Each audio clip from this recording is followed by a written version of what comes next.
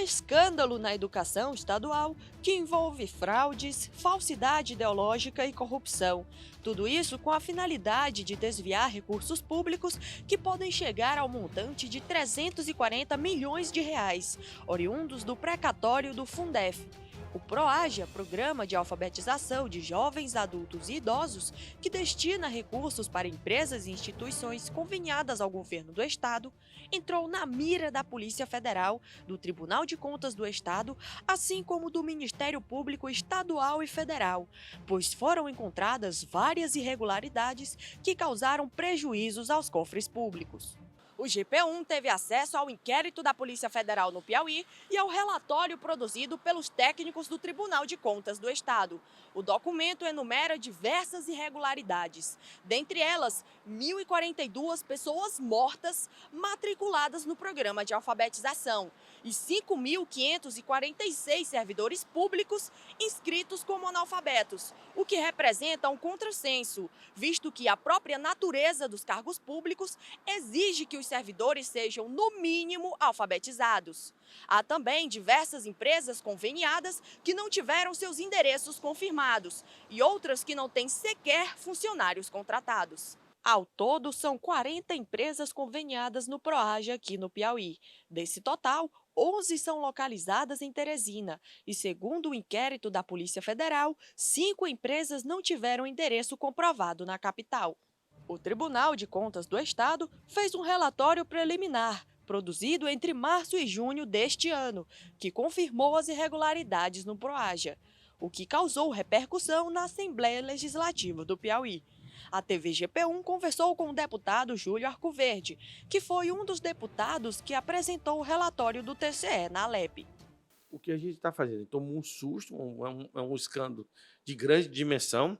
O governo devia fiscalizar mais essas entidades e não fiscalizou, porque já foram pagos mais de 58 milhões do dinheiro da educação para essas empresas que estão alfabetizando mortos, estão alfabetizando funcionários públicos, funcionários de outros poderes, todo mundo perplexo. E a base do governo tentando minimizar o problema. Mas eu acredito que são denúncias muito sérias, vindas de pessoas muito sérias, são auditores do Tribunal de Contas da União, jamais fariam denúncias levianas, sem ter esse fundamento legal, e eu espero agora que tenha a celeridade dos atos dos órgãos de fiscalização, tanto do Estado como da União, porque esse dinheiro, a maioria desses recursos são federais.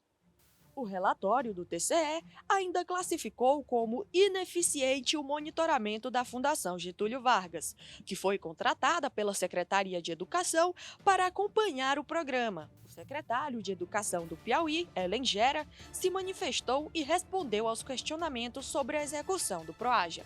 Nós estamos seguros, o programa ele tem um regramento legal, o programa ele foi aprovado pela Assembleia Legislativa, na Casa do Povo do Piauí, pelos nossos deputados, sancionado pelo governador da época, o governador até então, Wellington Dias. O programa tem decreto estadual, tem portarias regulamentando toda a sua formatação e a sua execução, passou por todos os órgãos de controle interno, Procuradoria-Geral do Estado, Controladoria, tem edital publicado para credenciamento, que também passou pelos órgãos de controle interno. Então, nós tivemos recentemente no relatório, falando inclusive sobre a presença de pessoas falecidas. Não significa dizer que esta pessoa esteja de fato matriculada no programa.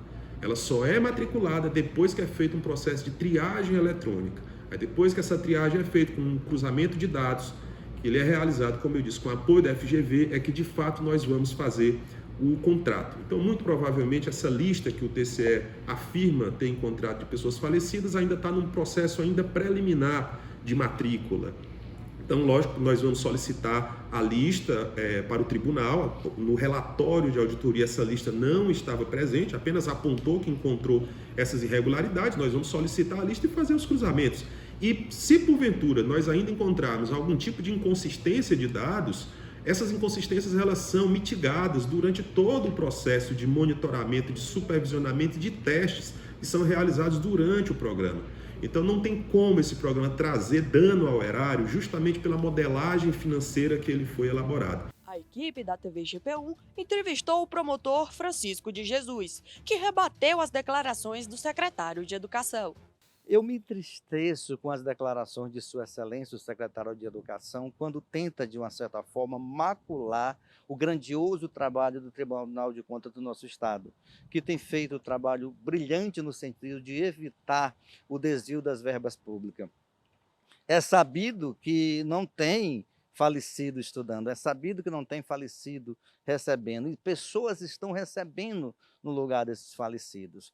Se esse assunto não tivesse vindo à tona, se não tivesse havido o trabalho do Tribunal de Contas, com certeza essas e outras irregularidades com benefícios de empresas, de pessoas, eles seriam efetivados. Desculpas vazias não satisfazem, pelo contrário, elas nos deixam tristes em saber que nesses lugares estão pessoas que não têm a consciência e nem o zelo de tratar a coisa pública como ela efetivamente deve ser tratada. Por fim, uma resposta para a população. O promotor de justiça expôs quais serão os próximos trâmites dos processos sobre o PROAJA. Olha, não só o Ministério Público Estadual, como o Ministério Público Federal também já adotou medidas, inclusive está com ação cautelar pedindo a suspensão do programa. Nós estamos, nesse momento, em relação a essa ação, acompanhando.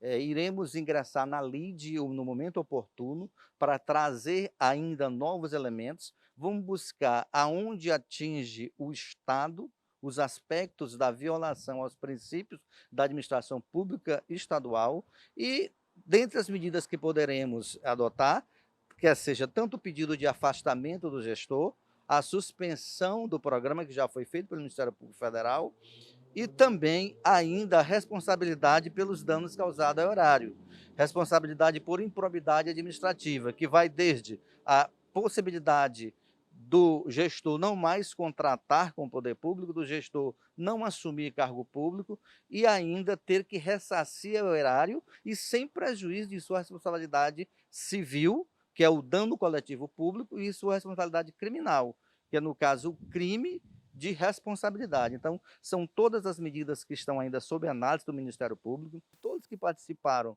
de uma forma direta ou direta, se beneficiando ou contratando ou desviando aquilo que deveria ter um fim público, um fim coletivo, serão responsabilizados na medida de suas responsabilidades. Porque é nosso dever constitucional zelar pela coisa pública, enfrentar a improbidade administrativa, como também enfrentar a corrupção que, lamentavelmente, ainda assola o nosso Estado.